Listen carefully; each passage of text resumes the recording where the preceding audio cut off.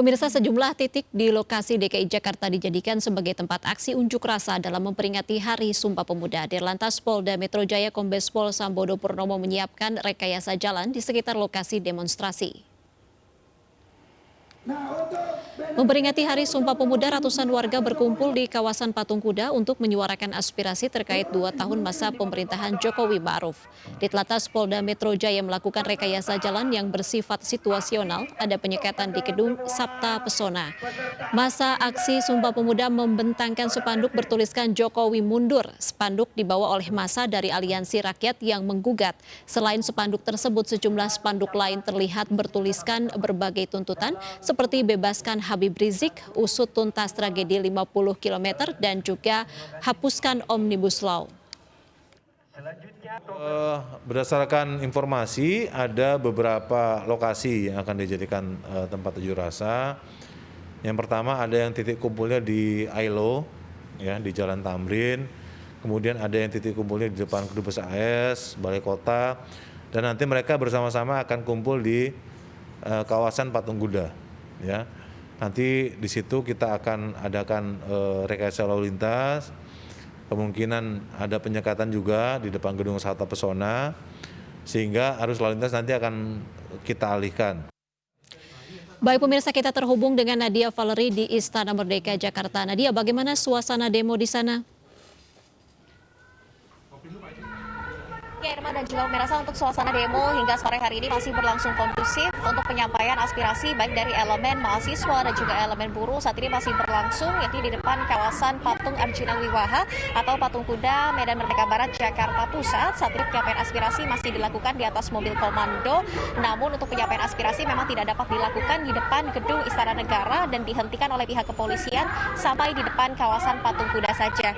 Adapun saat ini memang pengamanan dilakukan secara cukup ketat dari Polda Metro Jaya, Polres Metro Jakarta Pusat, dan juga Polsek Jajaran, yakni dengan memasangkan pagar kawat berduri di antara Patung Kuda menuju ke kawasan Istana Negara.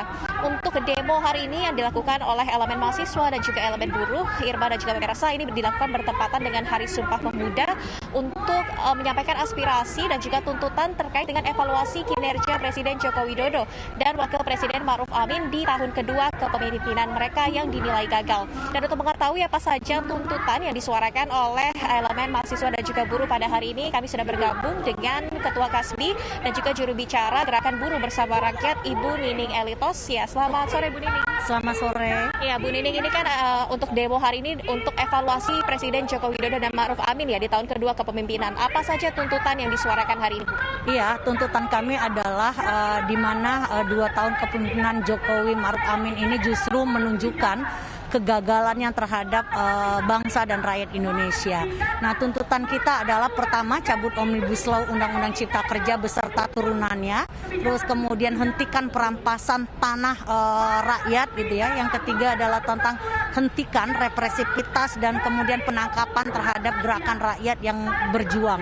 Terus kemudian selanjutnya adalah bagaimana rakyat hari ini membutuhkan ruang aman agar adanya satu undang-undang perlindungan terhadap perempuan, yaitu undang-undang perlindungan agar tidak berjatuhan kekerasan seksual. Nah, justru pemerintah kita melahirkan satu regulasi undang-undang cipta kerja yang tidak dikehendaki oleh rakyat. Nah, belum lagi di masa pandemi ini banyak kaum buruh dan rakyat Indonesia berjatuhan korban, kehilangan pekerjaan, dirumahkan, tidak mendapatkan haknya.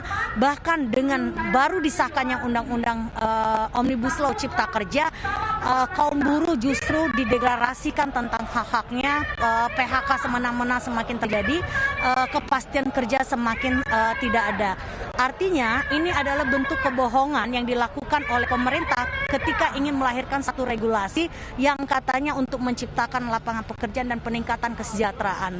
Pada kenyataannya itu adalah terbalik. Maka kita melihat bahwa realita yang kita hadapi ini adalah semakin pahit gitu ya gitu. Nah, kemudian ketika ada ruang-ruang demokrasi untuk mengkritik, memberikan masukan kepada pemerintah, justru intimidasi, teror gitu ya, bahkan penangkapan terhadap rakyat itu semakin masif terjadi. Maka kita mendesak agar menghentikan tindakan-tindakan kekerasan terhadap rakyat, dan kita mengutuk tindakan-tindakan kekerasan yang yang dilakukan oleh aparat terhadap gerakan rakyat gitu. Nah, untuk itu kami melihat ternyata rakyat itu didengarkan ketika ingin ada pemilu gitu ya. Ketika ada pemilu suara rakyat menjadi prioritas, tapi ketika ingin melahirkan berbagai macam regulasi, Omnibus Law Cipta Kerja, Minerba, KPK, RKUHP, semua mengabaikan suara-suara rakyat. Oke, Bu Nining, tadi kan ini poin pertama terkait Omnibus Law ya Ibu. Kalau sejauh ini bagaimana sih untuk Omnibus Law atau UU Cipta Kerja ini merugikan dari kaum buruh sendiri? Iya, prakteknya misalkan salah satu contoh gitu ya dalam ketenaga kerjaan. Liberalisasi tentang persoalan bagaimana seharusnya negara menjamin pekerjaan dan penghidupan yang layak, tentang sistem kerja kontrak yang tadinya ada batasan dan kemudian jenis tertentu hari ini tidak lagi dibatasi itu. Nah, itu praktek realita yang kita hadapi, artinya liberalisasi terhadap tenaga kerja itu diamini oleh kekuasaan hari ini. Kedua adalah tentang persoalan pengupahan, di mana upah buruh seharusnya berdasarkan kebutuhan hidup layak, itu tidak lagi digunakan berdasarkan pesan dari konstitusi dan undang-undang ketenaga kerjaan.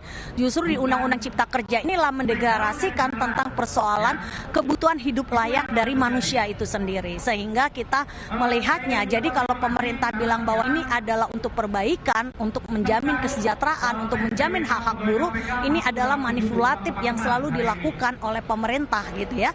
Padahal sejak dari awal kita memberikan kritikan, masukan untuk agar tidak tergesa-gesa, tidak ugal-ugalan mengesahkan ini. Prakteknya di DPR sendiri pemerintah kita berkali-kali ganti berapa pasal kayak gitu ya, bahkan ditanya dianggap hoak ya, karena memang pemerintah tidak terbuka dari awal gitu, sehingga ini adalah menjadi prioritas desakan kita agar mencabut Omnibus Law Undang-Undang Cipta Kerja beserta turunannya. Nah, yang kedua adalah hentikan tindakan represivitas gitu ya, menghentikan ruang-ruang demokrasi karena rakyat mengkritik selalu atas nama pandemi, tetapi rakyat dikorbankan juga tentang persoalan pandemi dan ekonomi. Itu yang realita kita lihat. Belum lagi kita seharusnya pemerintah menjadi prioritas bagaimana pemulihan pandemi dan ekonomi untuk rakyat, tapi lebih kepada pemulihan ekonomi kepentingan kapitalis gitu ya gitu. Itu yang kemudian kita rasakan nyata hari ini. Terus belum lagi kekerasan gitu ya, kekerasan fisik, non fisik, bahkan kekerasan seksual justru terjadi peningkatan terhadap perempuan gitu ya. Apalagi kalau buruhnya statusnya kerja kontrak, alidaya, outsourcing, perlakuan semena-mena, perampasan, pemangkasan terhadap hak-hak itu semakin terjadi. Ya, terima kasih banyak Bu Nining Elitos ya untuk waktunya hari ini. Selamat beraktivitas kembali dan selamat melanjutkan penyampaian aspirasi ya Ibu. Ya, baik Irma dan juga pemirsa, untuk penyampaian aspirasi rencananya masih berlangsung hingga pukul 17 waktu Indonesia Barat nanti, dan juga saat ini memang karena masih berlangsung kondusif untuk pengalihan arus lalu lintas masih bersifat situasional melihat pergerakan massa di lapangan. Namun sementara untuk pengalihan arus lalu lintas hanya ditutup dari arah Jalan Medan Merdeka Barat, yakni di depan gedung Sabta Pesona ke arah Istana Negara saja. Kembali ke studio Irma. Baik, terima kasih Nadia Valeri melaporkan langsung dari Istana Merdeka Jakarta. Selamat bertugas kembali. Baik pemirsa, kami masih akan kembali, tetaplah bersama kami di MNC News.